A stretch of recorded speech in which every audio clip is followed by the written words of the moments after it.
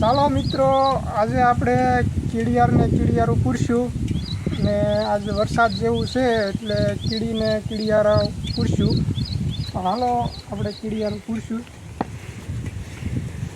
આમાં તેલ નાખ્યું છે, ગોળ નાખ્યો છે અને લોટ છે કીડિયું માટે.